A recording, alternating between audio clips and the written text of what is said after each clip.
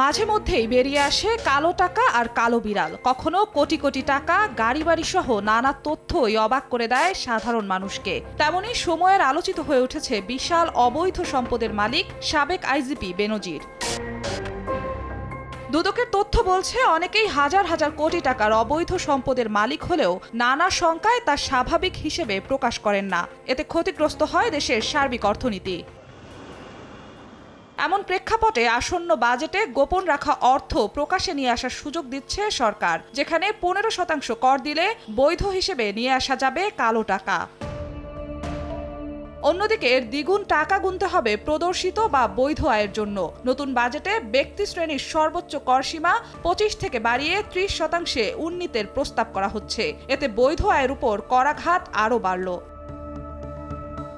আগামী অর্থবছরের প্রস্তাবিত বাজেটে এ বিষয়ে রাখা বিধানে উল্লেখ রয়েছে, দেশের প্রচলিত আইনে যাই থাকুক না কেন, কোনো করদাতা স্থাবর সম্পত্তি যেমন ফ্ল্যাট, অ্যাপার্টমেন্ট ও ভূমির জন্য নির্দিষ্ট কর হার এবং নগদ সহ অন্যান্য পরিসম্পদের উপর 15% কর পরিশোধ করলে কোনো কর্তৃপক্ষ কোনো প্রকারের প্রশ্ন উত্থাপন করতে পারবে না। মূল্যস্ফীতির কষাঘাতে ব্যক্তি শ্রেণীর করমুক্ত আয়ের সীমা বাড়ানোর প্রত্যাশা ছিল সাধারণ করদাতাদের, যদিও বাজেটে এ ধরনের কোনো ঘোষণা থাকছে না। বিদ্যমান 3.5 লাখ টাকাই বহাল রাখা হচ্ছে করমুক্ত আয়ের সর্বনিম্ন সীমা। জিন্নাত আরা জশোয়া, সময় সংবাদ, ঢাকা।